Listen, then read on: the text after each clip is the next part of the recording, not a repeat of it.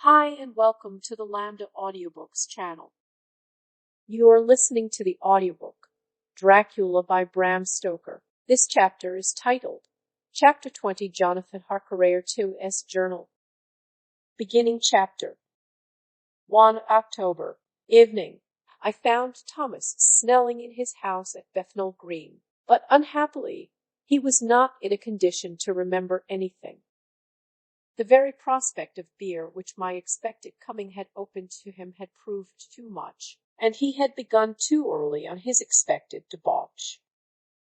I learned, however, from his wife, who seemed a decent, poor soul, that he was only the assistant to Smollett, who of the two mates was the responsible person. So off I drove to Walworth, and found Mr. Joseph Smollett at home and in his shirt-sleeves, taking a late tea out of a saucer. He is a decent, intelligent fellow, distinctly a good, reliable type of workman, and with a headpiece of his own. He remembered all about the incident of the boxes, and from a wonderful dog's-eared notebook, which he produced from some mysterious receptacle about the seat of his trousers, and which had hieroglyphical entries in thick, half-obliterated pencil, he gave me the destinations of the boxes. There were, he said, 6 in the cartload which he took from Carfax and left at 197 Chickson Street, Mile and New Town, and another 6 which he deposited at Jamaica Lane, Bermondsey. If then the Count meant to scatter these ghastly refuges of his over London, these places were chosen as the first of delivery, so that later he might distribute more fully. The systematic manner in which this was done made me think that he could not mean to confine himself to 2 sides of London. He was now fixed on the far east of the northern shore, on the east of the southern shore, and on the south. The north and west were surely never meant to be left out of his diabolical scheme, let alone the city itself, and the very heart of fashionable London in the south-west and west.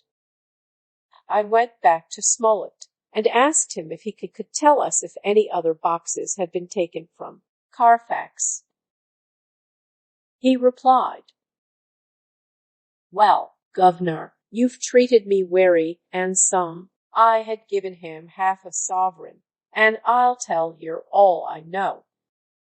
I heard a man by the name of Bloxham say 4 nights ago in the Arran Elms, in Pincher's Alley, as how he and his mate had at a rare dusty job in an old house at Perfect.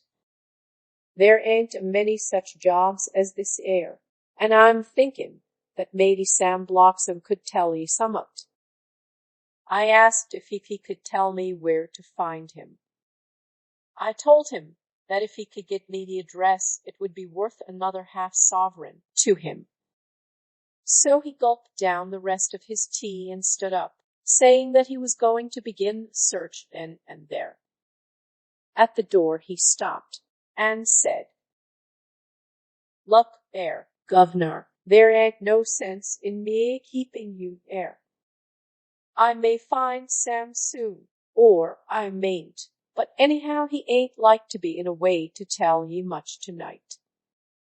Sam is a rare one when he starts on the booze. If you can give me an envelope with a stamp on it, and put your address on it, I'll find out where Sam is to be found and post it ye tonight. But ye'd better be up arter him soon in the morning, or maybe he won't catch him, for Sam gets off main early. Never mind the booze the night afore." This was all practical, so one of the children went off with a penny to buy an envelope, a sheet of paper, and to keep the change. When she came back, I addressed the envelope and stamped it, and when Smollett had again faithfully promised to post the address when found, I took my way to home. We re on the track anyhow. I am tired tonight, and want sleep. Mena is fast asleep, and looks a little too pale. Her eyes looked as though she had been crying. Poor dear, I've no doubt it frets her to be kept in the dark, and it may make her doubly anxious about me and the others. But it is best it is. It is better to be disappointed and worried in such a way now than to have her nerve broken. The doctors were quite right to insist on her being kept out of this dreadful business. I must be firm, for on me this particular burden of silence must rest. I shall not ever enter on the subject with her under any circumstances. Indeed, it may not be a hard task, after all, for she herself has become reticent on the subject, and has not spoken of the Count or his doings ever since we told her of our decision. 2 October, evening. A long and trying and exciting day. By the first post I got my directed envelope with a dirty scrap of paper enclosed, on which was written with a carpenter's pencil in a sprawling hand: Sam Bloxham, Corcoran's, 4, Potters Court, Bartle Street, Walworth. Ask for the Depite. I got the letter in bed, and rose without waking Mina.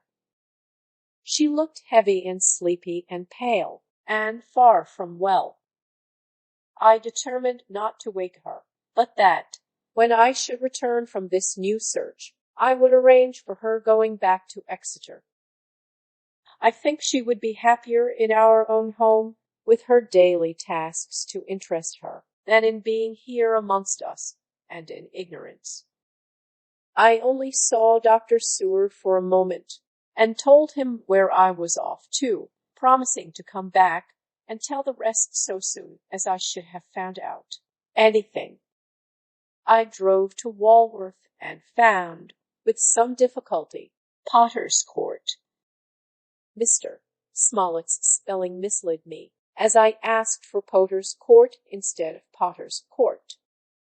However, when I had found the court, I had no difficulty in discovering Corcoran's lodging-house. When I asked the man who came to the door for the Depite, he shook his head and said, I dunno. There ain't no such a person 'ere.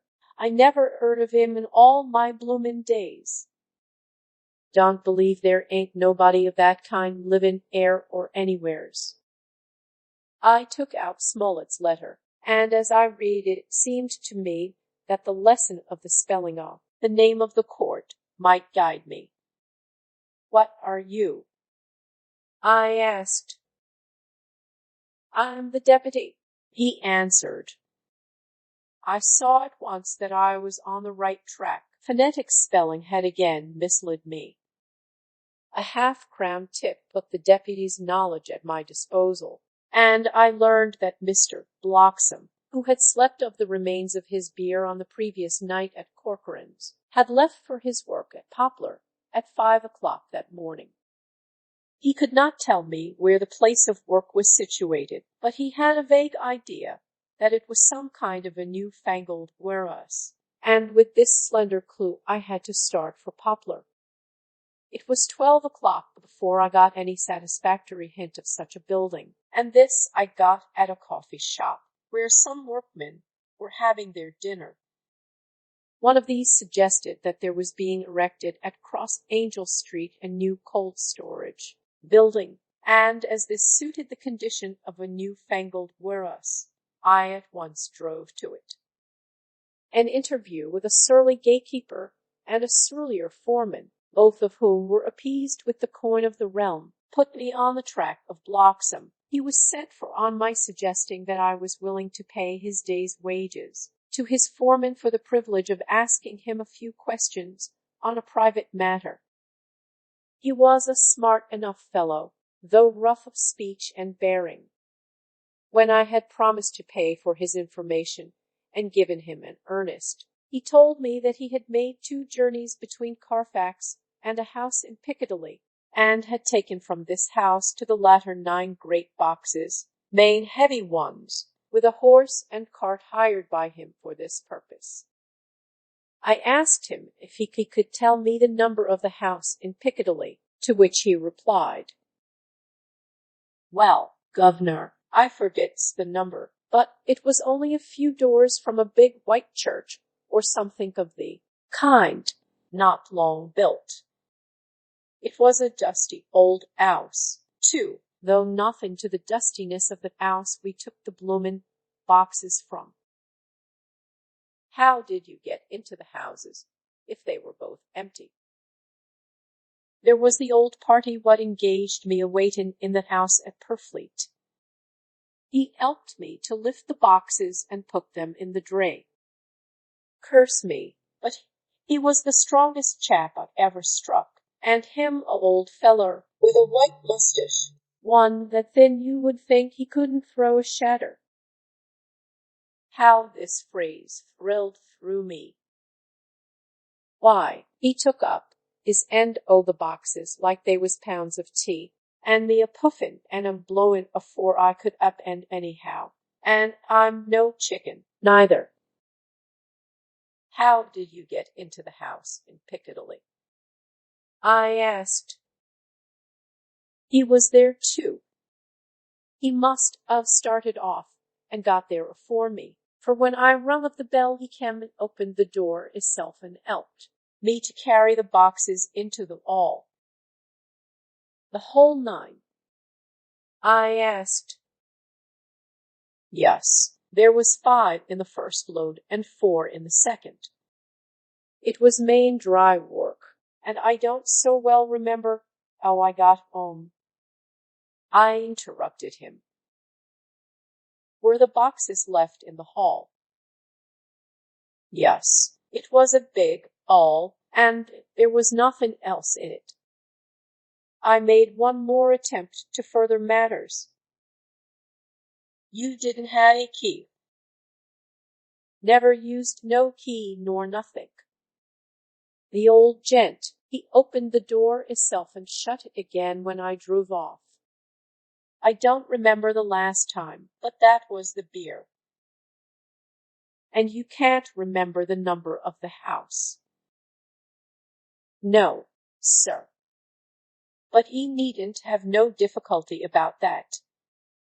It's a on with a stone front with a bow on it, and I steps up to the door. I know them steps, having had to carry the boxes up with 3 loafers what come round to earn a copper. The old gent give them shillin's, and they seen they got so much, they wanted more, but he took one of them by the shoulder, and was like to throw him down the steps, till the lot of them went away cussin'. I thought that with this description I could find the house, so, having paid my friend for his information, I started off for Piccadilly.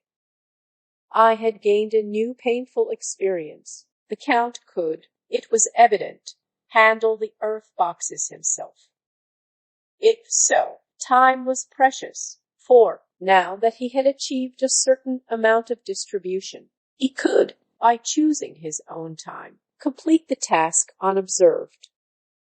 At Piccadilly Circus I discharged my cab, and walked westward. Beyond the Junior Constitutional, I came across the house described, and was satisfied that this was the next of the layers arranged by Dracula. The house looked as though it had been long untenanted. The windows were encrusted with dust, and the shutters were up. All the framework was black with time, and from the iron the paint had mostly scaled away. It was evident that up to lately there had been a large notice board in front of the balcony.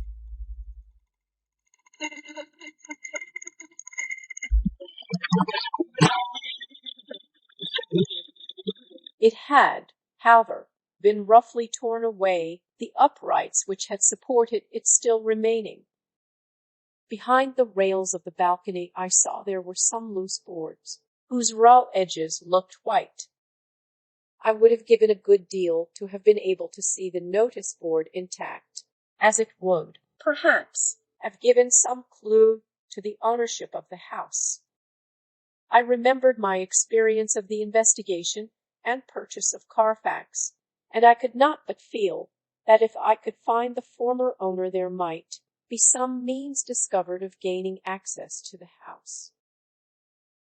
There was at present nothing to be learned from the Piccadilly side, and nothing could be done, so I went round to the back to see if anything could be gathered from this quarter. The mews were active, the Piccadilly houses being mostly in occupation.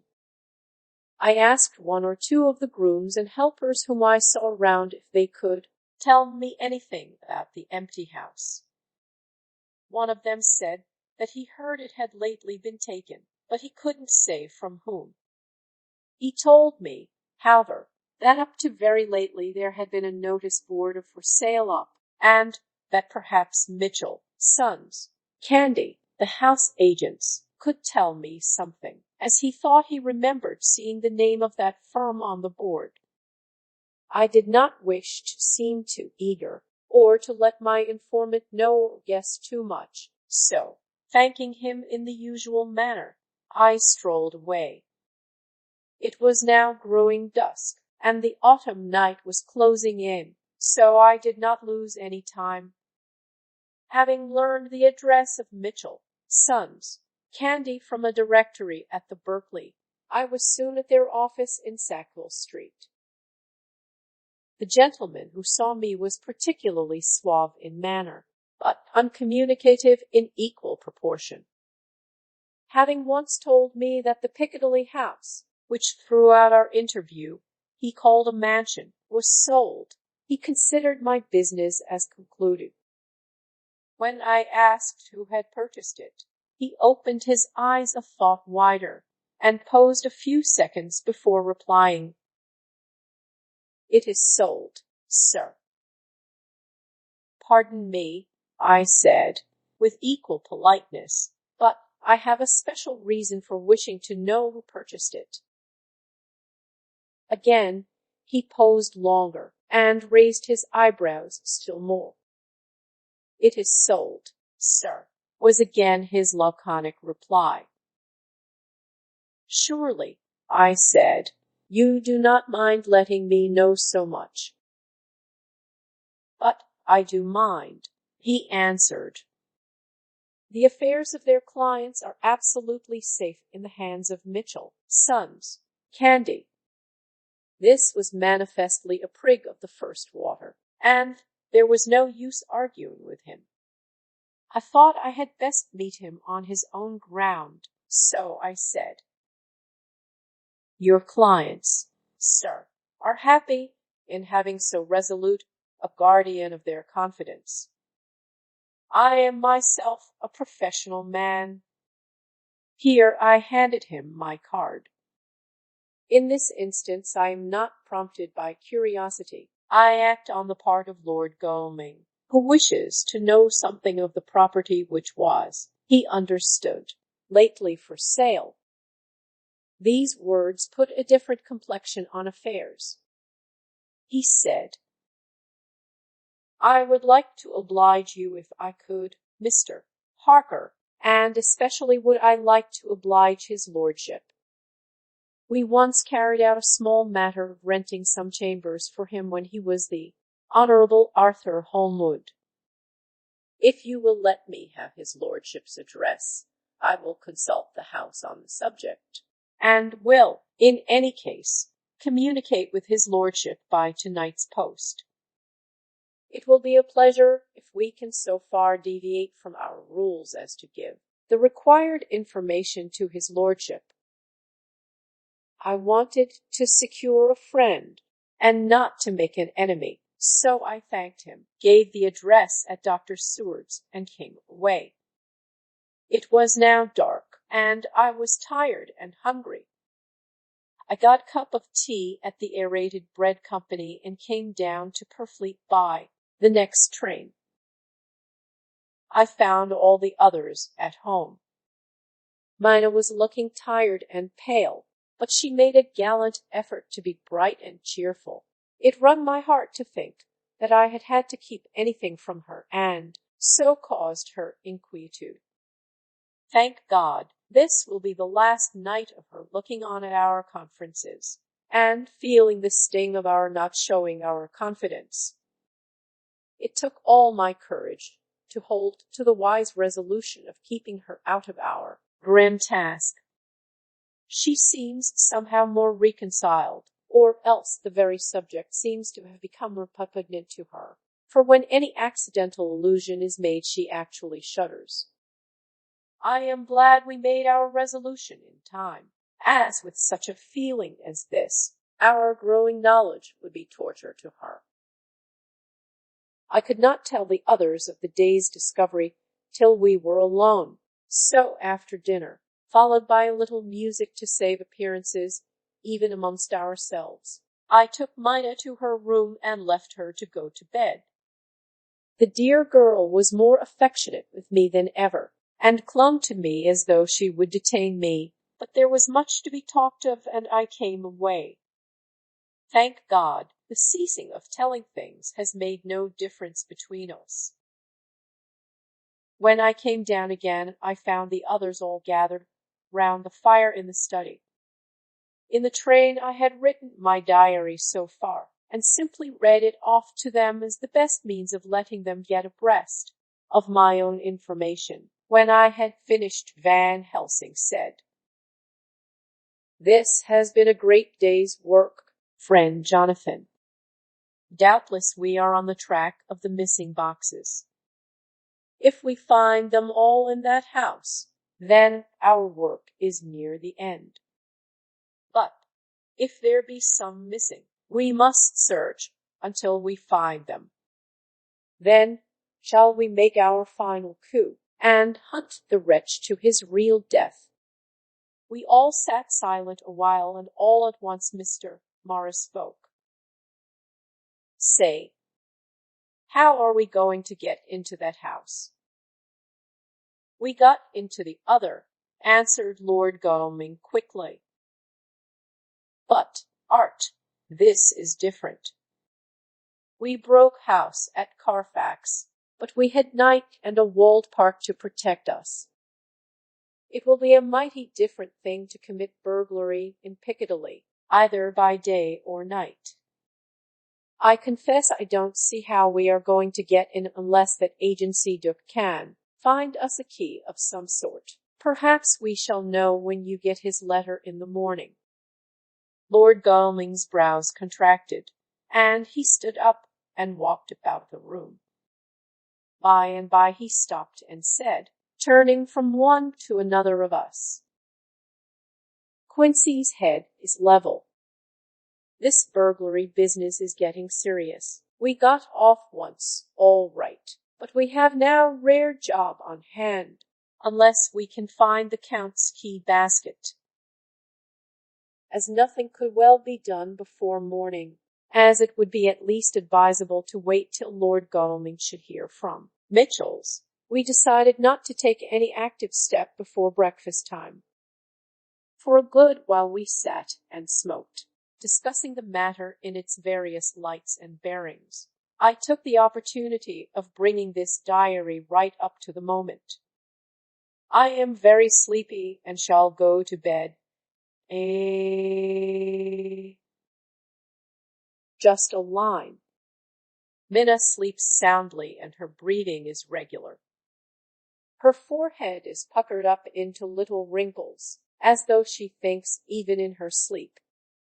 She is still pale, but does not look so haggard as she did this morning. Tomorrow will, I hope, mend all this. She will be herself at home in Exeter. Oh, but I am sleepy. Dr. Seward's Diary. 1 October. I am puzzled afresh about Renfield. His moods change so rapidly that I find it difficult to keep touch of them, and as they always mean something more than his own well-being, they form a more than interesting study. This morning, when I went to see him after his repulse of Van Helsing, his manner was that of a man commanding destiny. He was, in fact, commanding destiny, subjectively. He did not really care for any of the things of mere earth. He was in the clouds and looked down on all the weaknesses and wants of us, poor mortals. I thought I would improve the occasion and learn something. So I asked him, "What about the flies these times?" He smiled on me in quite a superior sort of way, such a smile as would have become the face of Malvolio, as he answered me, "The fly, my dear sir, has one striking feature. Its wings are typical of the aerial powers of the psychic faculties. The ancients did well when they typified the soul as a butterfly." I thought I would push his analogy to its utmost logically, so I said quickly, "Oh, it is a soul you are after now, is it?"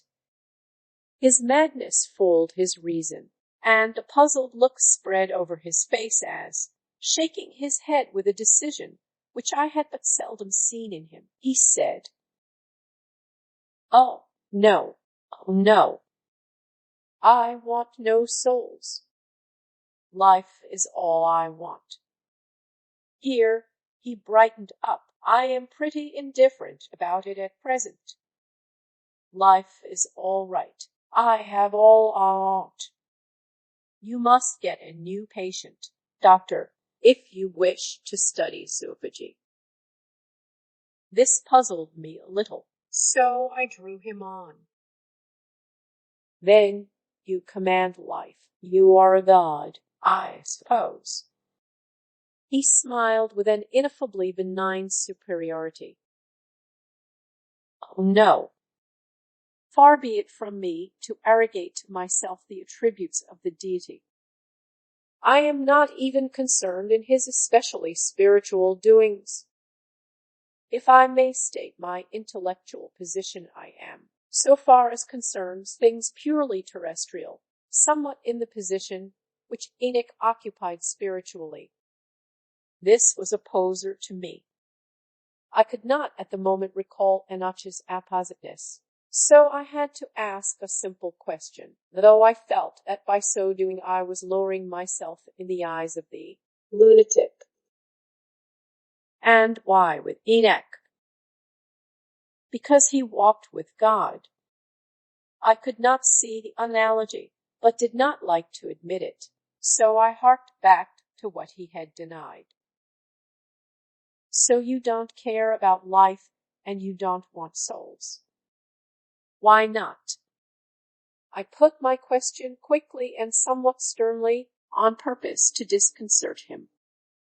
The effort succeeded. For an instant he unconsciously relapsed into his old servile manner, bent low before me, and actually fawned upon me as he replied, "I don't want any souls. Indeed, indeed.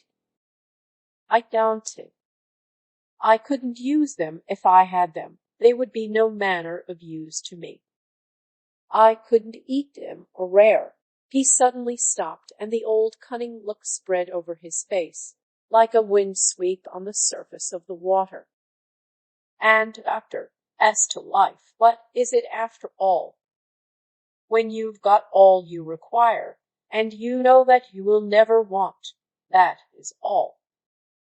I have friends."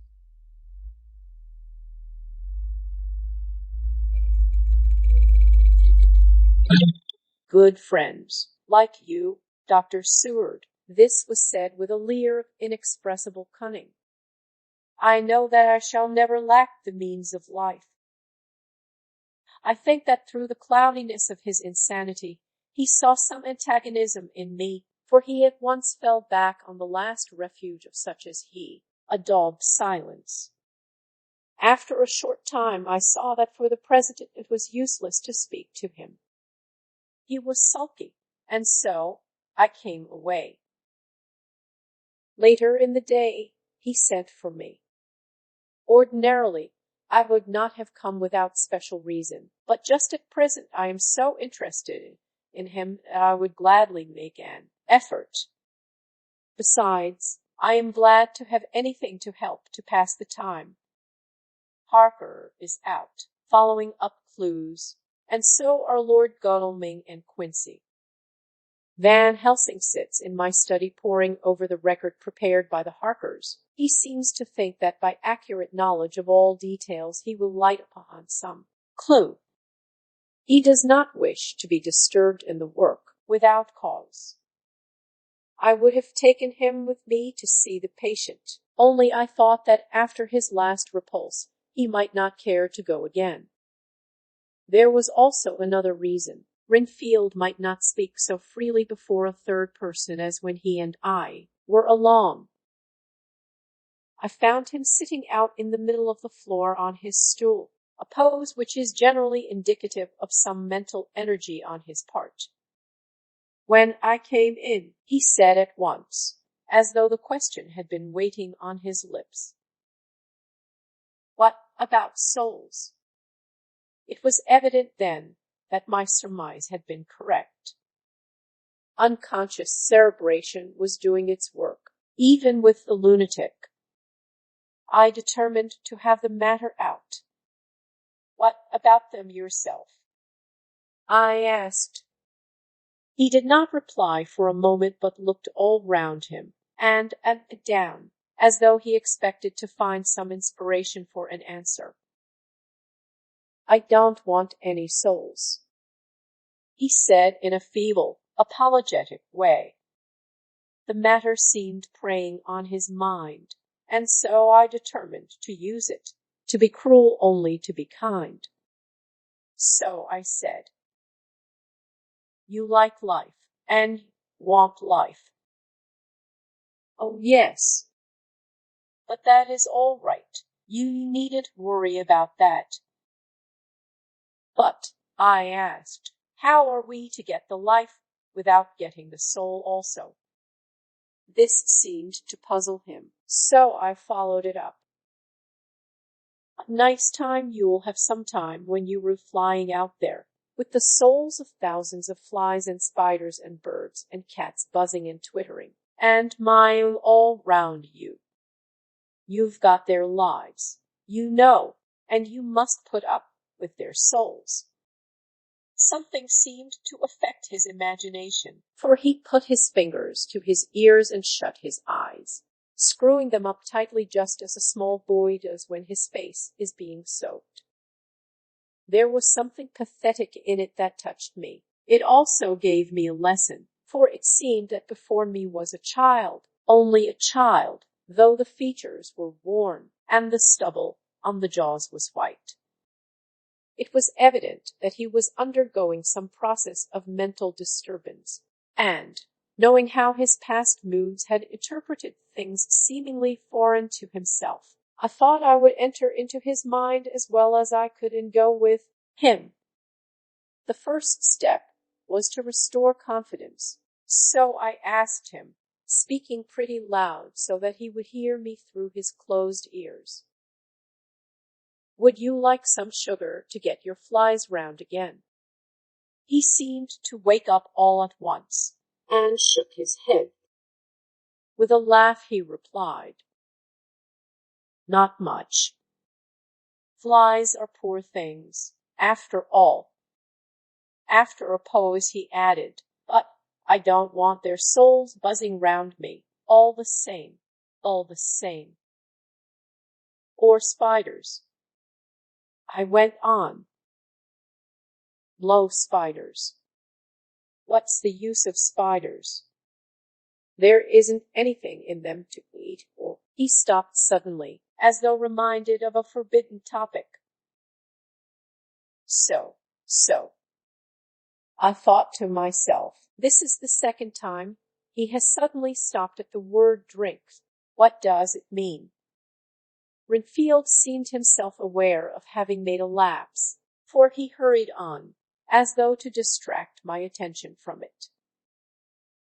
"I don't take any stock at all in such matters. Rats and mice and such small deer, as Shakespeare has it, chicken feed of the larder, they might be called. I'm past all that sort of nonsense. You might as well ask a man to eat molecules with a pair of chopsticks as to try to interest me about the lesser carnivora, when I know of what is before me. I see, I said. You want big things that you make your teeth meet in.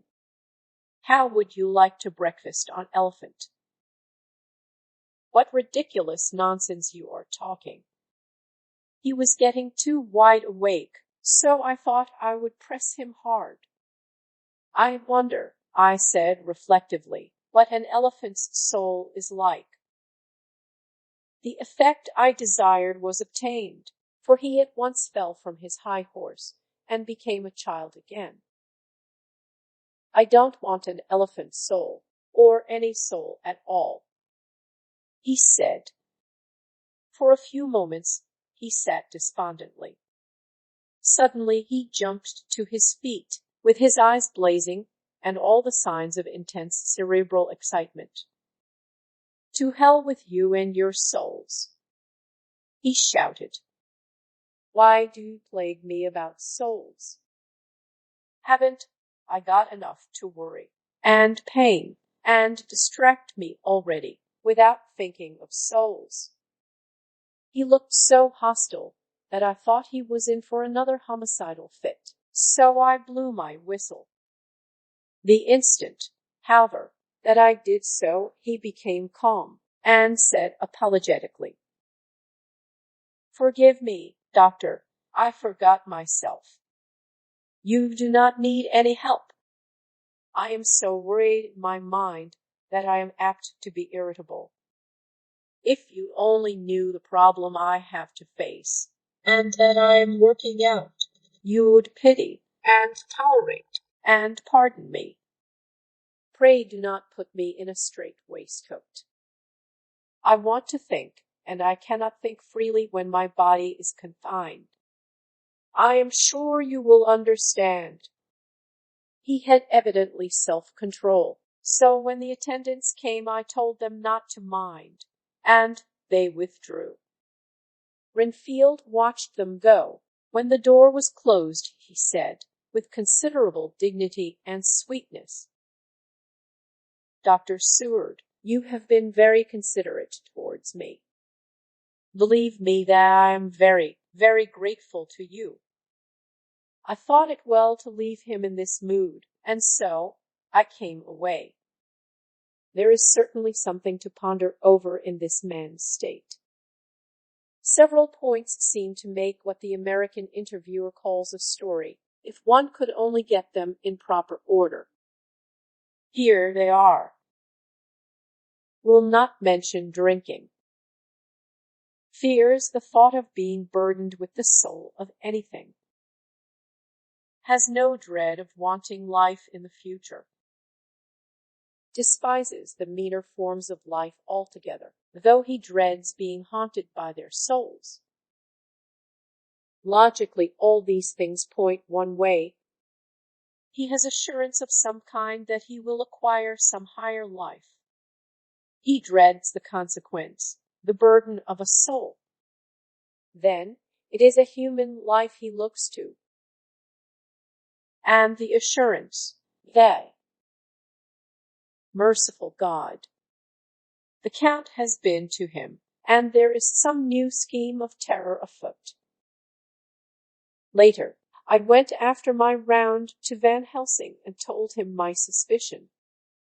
He grew very grave, and, after thinking the matter over for a while, asked me to take him to Renfield. I did so.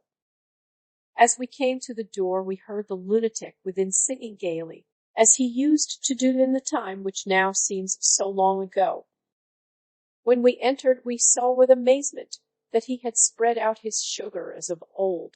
The flies, lethargic with the autumn, were beginning to buzz into the room. We tried to make him talk of the subject of our previous conversation, but he would not attend. He went on with his singing, just as though we had not been present. He had got a scrap of paper and was folding it into a notebook. We had to come away as ignorant as we went in. His is a curious case indeed. We must watch him tonight. Letter, Mitchell, Sons and Candy to Lord Godalming. 1 October. My Lord, we are at all times only too happy to meet your wishes. We beg, with regard to the desire of your lordship, expressed by Mr. Harker on your behalf, to supply the following information concerning the sale and purchase of No. 347, Piccadilly. The original vendors are the executors of the late Mr. Archibald Winter Suffield. The purchaser is a foreign nobleman, Count de Ville, who effected the purchase himself, paying the purchase money in notes over the counter, if your lordship will pardon us using so vulgar an expression. Beyond this we know nothing whatever of him.